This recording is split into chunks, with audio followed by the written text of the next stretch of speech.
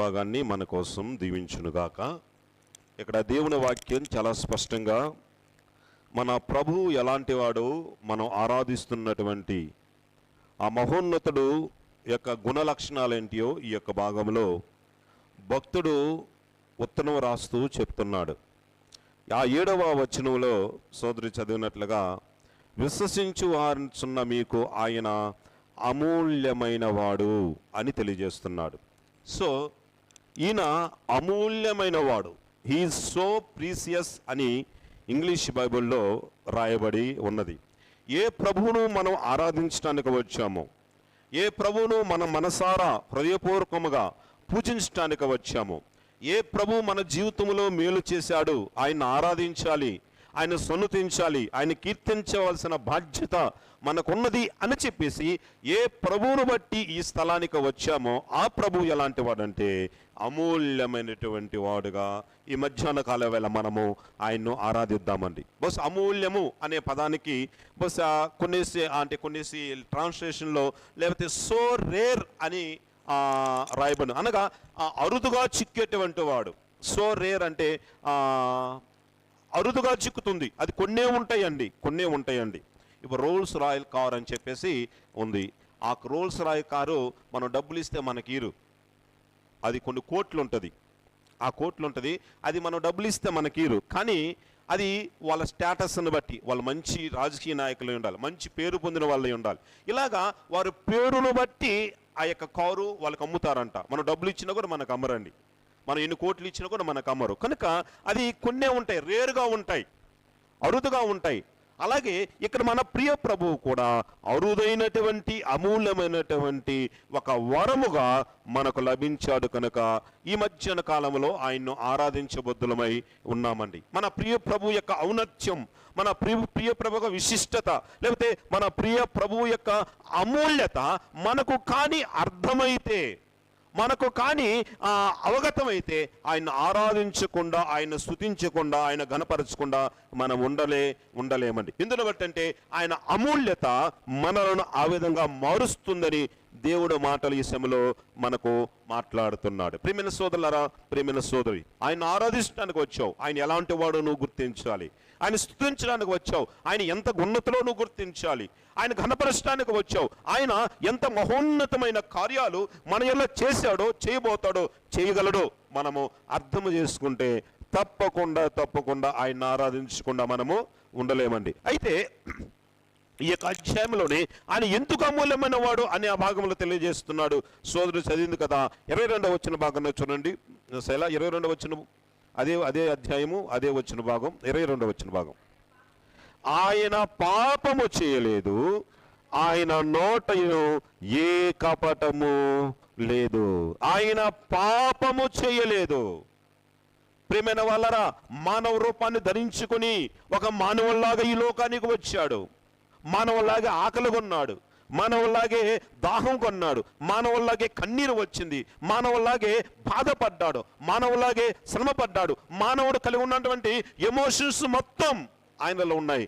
కానీ ఆయన మనలాగా పాపము చేయలేదు, ఆయనలో పాపము లేదు, పాపము చేయలేదు, ఆయన నోట కూడా పాపము లేదు అనే మాట మనము చూస్తున్నామండి. ప్రియమైన సోదరులారా, లోకంలో ఉన్నాము కనుక తప్పకుండా మనము పాపము చేసిన వారమే.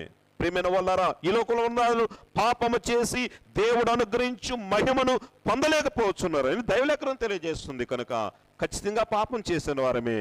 అయితే ప్రియమైన సోదరులారా, ఆయన ఈ లోకములో ఉండి, మనలాగా ఉండి, మన ప్రక్కన ఉండి, బహుశా ఆయన పాపము చేయనటువంటి వాడుగా ఉన్నాడు. కనుక హీ సో ప్రీసియస్ అని తెలియజేస్తున్నాడు. ఆయన అమూల్యమైనటువంటి వాడుగా మనము చూస్తున్నాము. హీ డిడ్ నో సిన్ అని ఇంగ్లీష్ బైబిల్లో రాయబడి ఉందండి. ఆయన ఏ పాపము చేయలేదు. ప్రియమైన సోదరులారా, ఆయన నోట ఏ కపటము లేదని తెలియజేస్తున్నాడు. అనగా ఆయన పాపము గురించి మాట్లాడలేదని తెలియజేస్తున్నాడు. ఆయన సంభాషణ చూస్తే పాపము గురించినటువంటి సంభాషణ ఆయన చేయలేదండి. కనుకనే ఆయన అమూల్యమైన వాడు అని ఆ యొక్క మాట 1 యోహాను పత్రిక 3వ అధ్యాయం 5వ వచనంలో చూడండి. 1 యోహాను పత్రిక 3వ అధ్యాయము 5వ వచన భాగంలో ఒక మాట ఉంది. చదువు సార్. 3వ అధ్యాయము 5వ వచన భాగం. పాపములను తీసివేయుటకై ఆయన ప్రత్యక్షమైనను మీకు తెలియను, ఆయన యందు పాపము ఏమీయు లేదు. ఎంత స్పష్టంగా చెప్తున్నాడు చూడండి, ఎంత కాన్ఫిడెంట్గా, ఆయన యందు ఏ పాపము లేదు. దట్స్ ఎనఫ్, అంతే. ప్రేమైన సోదరులారా, ప్రేమైన పాపమేమయు లేనివానిగా ఆయన ఉన్నాడు. కనుకనే ఆయన సో రేర్ అని తెలియజేస్తున్నాడు. అమూల్యమైన వాడు, అరుదైన వాడు, స్వతహాగా పాపము లేనివాడుగా ఆయన ఈ భూలోకంలో ఉన్నాడండి. ఈ మధ్యాహ్న కాల వేళ ఆయన అమూల్యతను, ఆయన మహోన్నతత్వాన్ని, ఆయన విశిష్టతను, లేకపోతే ఆయన ప్రశిష్టతను, లేకపోతే ఆయన గొప్పతనాన్ని మనసారా హృదయపూర్వకముగా ఆరాధించడానికి ఇక్కడ చేరువచ్చాం. ఇలాగా చేయటమే ఆయన ఆరాధన. అయ్యా, నువ్వు పాపం లేనివాడుగా ఈ భూమికి అరుదించావు, పాపం లేనివాడుగా ఈ భూలో జీవించావు, పాపం లేనివాడుగా మందరికి ఒక మాదిరి చూపించావు, పాపం లేనివాడుగా ఈ భూలోనికి పోసా, నువ్వు పరలోకానికి అరుదించావని పాపము లేనటువంటి గుణాన్ని బట్టి, సుగుణాన్ని బట్టి ఈ మధ్యాహ్న కాల వేళ ఆయన్ను ఆరాధించాలండి. యేసుక్రీస్తు వారు ఒకనొక సమయంలో ఒక స్త్రీ విషయంలో బహుశా ఆయన్ను పాపం లేని వారు ఈ స్త్రీ మీద బహుశా మీరు రాయి వేయండి అని చెప్పి అని అన్నప్పుడు వారందరూ వెళ్ళారు. ప్రియమైన వాళ్ళ తర్వాత, నాలో పాపముందని ఎవరైనా నిరూపించగలరా అని చెప్పేసేసి ఆ సందర్భంలో అన్నట్లుగా మనం లేఖనంలో మనం చూస్తామండి. ప్రియమైన సోదరులారా, అంత మాత్రమే కాదు, ఆయన ఇంకా ఎలాంటి వాడంటే ఆయన మనల్ని పిలిచిన వాడుగా ఉన్నాడు. ఎక్కడికి పిలిచాడు? అది హెబ్రీ రాసిన పత్రికలో హెబ్రీ అంటున్నాను, పేతురు రాసిన పత్రిక 2వ అధ్యాయము 7వ వచనంలో మనం అమూల్యమైన వాడని చెప్తూ 9వ వచన భాగంలో, అయితే మీరు చీకటిలో నుండి ఆశ్చర్యకరమైన తన వెలుగులోకి మిమ్మల్ని పిలిచిన వాణి అని అంటున్నాడు.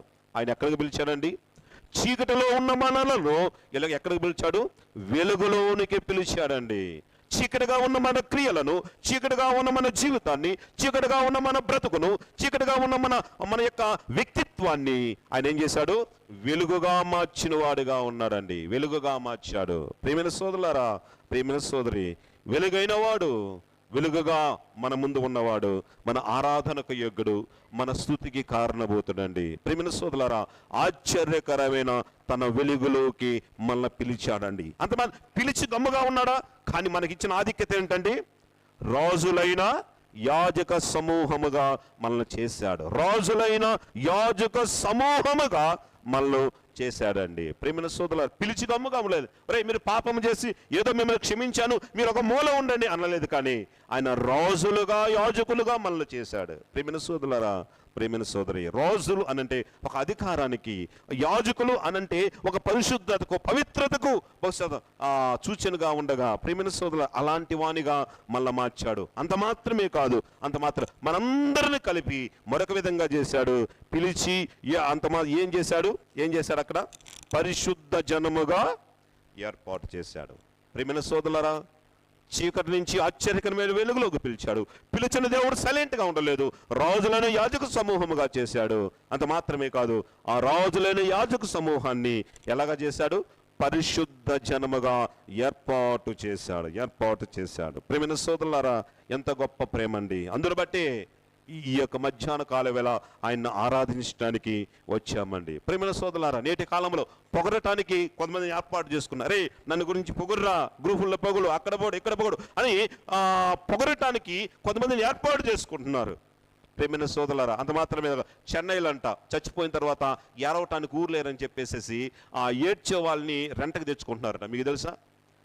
చచ్చిపోయినప్పుడు ఏడవటానికి ఊరు లేక, వాడికి ఏడుపు రాక ఏడ్చే వాళ్ళని రెంటకు తెచ్చుకుంటున్నారు. వాళ్ళు వచ్చి ఏం చేస్తారు?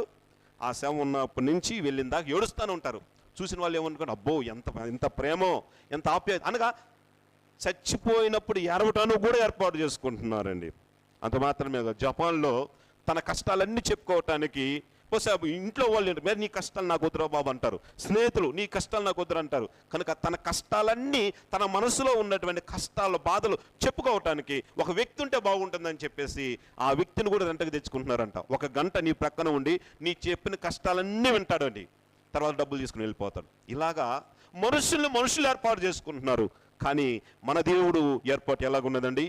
మనందరినీ పరిశుద్ధ జనముగా ఏర్పాటు చేశాడు. ప్రియమైన సోదరులారా, అందును బట్టి ఆయన అమూల్యమైన, ఆయన పాపము లేని వాడు కనుక ఆయన అమూల్యమైన వాడు.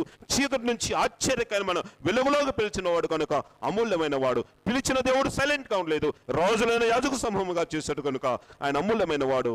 చివరగా ఆయన పరిశుద్ధ జనముగా చేసిన వాడు కనుక, ఏర్పరిచాడు కనుక ఆయన అమూల్యమైన వాడు కనుక, ఆ అమూల్యమైనటువంటి సుగుణాలను బట్టి, ఆ అమూల్యతను బట్టి, ఆయన విశిష్టతను బట్టి, ఆయన ప్రత్యక్షతను బట్టి మనం ఈ మధ్యాహ్న కాల వేళ ఆయన ఆరాధించబద్దులమై ఉన్నాం. అందరూ అలాగే తల వంచండి, కళ్ళు మూసుకునండి. అందరూ అలాగే తల వంచండి, కళ్ళు మూసుకునండి. పురుషులు బహిరంగంగా దేవుని స్తుతులు చెల్లిస్తారు. స్త్రీలతో మనసు శిలువ ధ్యానం చేయాలని ప్రేమతో మనం చేస్తున్నాం.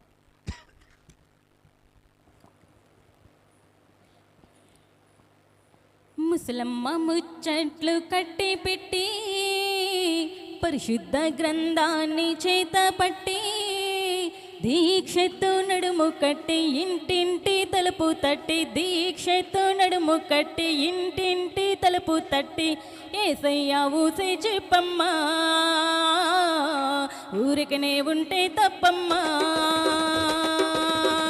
ఏసయ్యా ఊసే చెప్పమ్మా ఊరికినే ఉంటే తప్పమ్మా. ముసలమ్మ ముచ్చట్లు కట్టి పెట్టి పరిశుద్ధ గ్రంథాన్ని చేత పట్టి దీక్షతో నడుము కట్టి ఇంటింటి తలుపు తట్టి, దీక్షతో నడుము కట్టి ఇంటింటి తలుపు తట్టి, ఏసయ్యా ఊసే చెప్పమ్మా ఊరికినే ఉంటే తప్పమ్మా, ఏసయ్యా ఊసే చెప్పమ్మా ఊరికినే ఉంటే తప్పమ్మా. ఆ ఇంటి సంగతులన్నీ ఈ ఇంటికి మోసేవమ్మా, పొరుగింటి విషయాలన్నీ చాటింపు వేసేవమ్మా. ఆ ఇంటి సంగతులన్నీ ఈ ఇంటికి మోసేవమ్మా, పొరుగింటి విషయాలన్నీ చాటింపు వేసేవమ్మా. ఎక్కడి మాటలు అక్కడ చెప్పి మంచిని చెడుగా త్రిప్పి, ఇక్కడి మాటలు అక్కడ చెప్పి మంచిని చెడుగా త్రిప్పి, కొన్నిలు చెప్పవద్దమ్మా జగడాలు పెట్టకు పెద్దమ్మా, కొన్నిలు చెప్పవద్దమ్మా జగడాలు పెట్టకు పెద్దమ్మా. ముసలమ్మ ముచ్చట్లు కట్టి పెట్టి పరిశుద్ధ గ్రంథాన్ని చేత పట్టి దీక్షతో నడుము కట్టి ఇంటింటి తలుపు తట్టి, దీక్షతో నడుము కట్టి ఇంటింటి తలుపు తట్టి, ఏసయ్యా మాట చెప్పమ్మా ఊరికినే ఉంటే తప్పమ్మా, ఏసయ్యా ఊసే చెప్పమ్మా ఊరికినే ఉంటే తప్పమ్మా.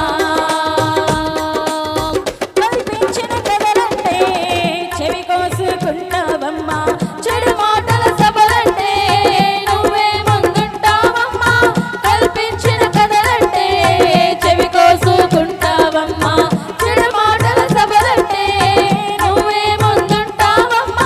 విన్నదానికే కొసరు వేసి ఉన్నదాన్ని మార్చేసి, విన్నదానికే కొసరు వేసి ఉన్నదాన్ని మార్చేసి, రెచ్చగొట్టే పనులే మానమ్మా చిచ్చు పెట్ట మాకే చిన్నమ్మా, రెచ్చగొట్టే పనులే మానమ్మా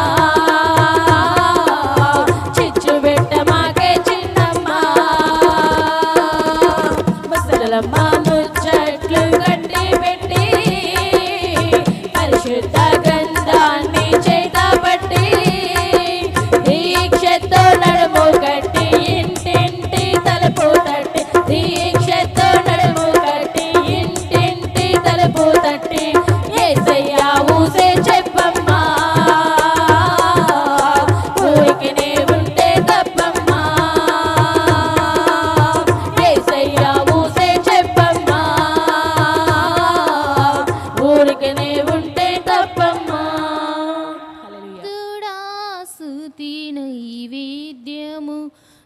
నీకే అర్పించి కీర్తింతును. అతి పరిశుద్ధుడా స్తుతి నైవేద్యము నీకే అర్పించి కీర్తింతును.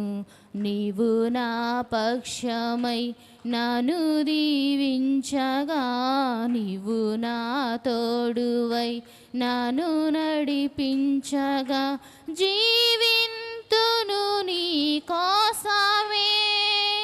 ఆశ్చర్యమైన నా యేసయ్యా, అతి పరిశుద్ధుడా స్తుతి నైవేద్యము నీకే అర్పించి కీర్తింతును. సర్వోన్నతమైన స్థలములయందు నీ మహిమ వివరింపగా, ఉన్నతమైన నీ సంకల్పము ఎన్నడు ఆశ్చర్యమే. సర్వోన్నతమైన స్థలములయందు నీ మహిమ వివరింపగా, ఉన్నతమైన నీ సంకల్పము ఎన్నడు ఆశ్చర్యమే. ముందెన్నడు చవి చూడని సరికొత్తదైన ప్రేమామృతం, ముందెన్నడు చవి చూడని సరికొత్తదైన ప్రేమామృతం, నీలోనే దాచావు ఈనాటికి, నీ రుణం తీరదు ఈనాటికి. నీలోనే దాచావు ఈనాటికి, నీ రుణం తీరదు ఈనాటికి.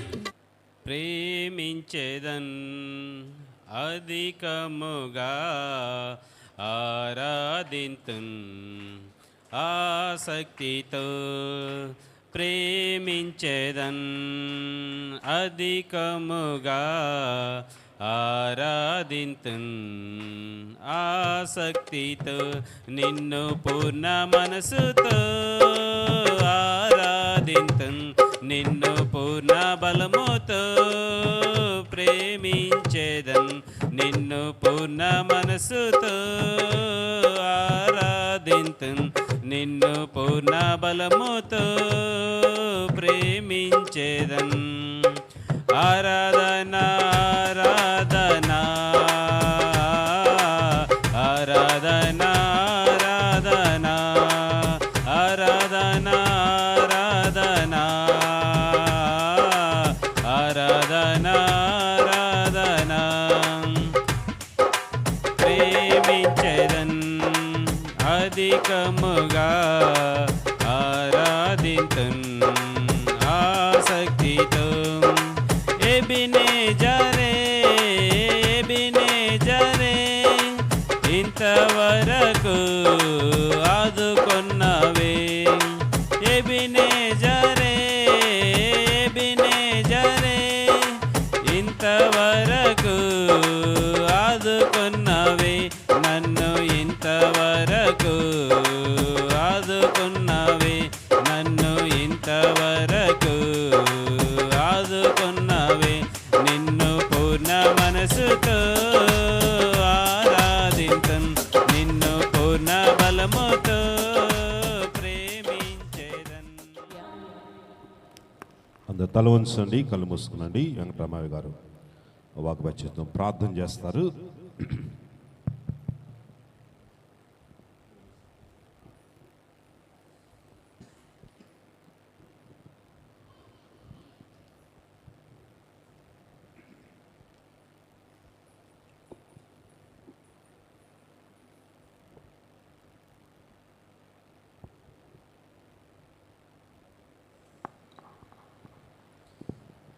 ప్రేమ నమ్మకం గల ప్రియపరలోకమందు నా తండ్రి ప్రభా, యేసయ్య మీకే వందనాలు స్తోత్రం చెల్లించుకుంటున్నాం ప్రభా.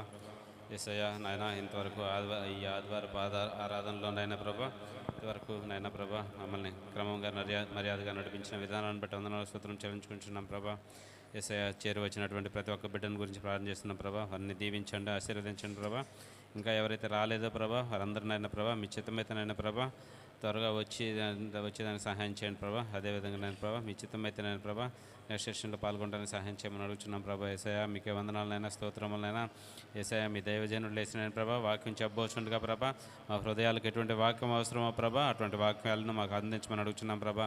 మేము కడవరి దినాల్లో ఉంటుండగా నాయన ప్రభా మమ్మల్ని మేము సరి చేసుకుని నాయన ప్రభా నాయన మీ యొక్క వాక్యం ఆధారంగా నాయన ప్రభా జీవించడానికి మిమ్మల్ని పోలి జీవించడానికి మాకు సహాయం చేయమని అడుగుతున్నాం ప్రభా. యేసయ్య మీకే వందనాలు స్తోత్రం చెల్లించుకుంటుండగా నాయన ప్రభా మీ యొక్క జీవపు మాటలు నాయన ప్రభా మాకు అందించి ఆ యొక్క నాయన జీవజలం మాలో ప్రవహింపజేయమని సహాయం చేయమని యేసయ్య అతి పరిశుద్ధ నామమున అడిగి బతిలాడి వేడుకుంటున్నాం తండ్రి.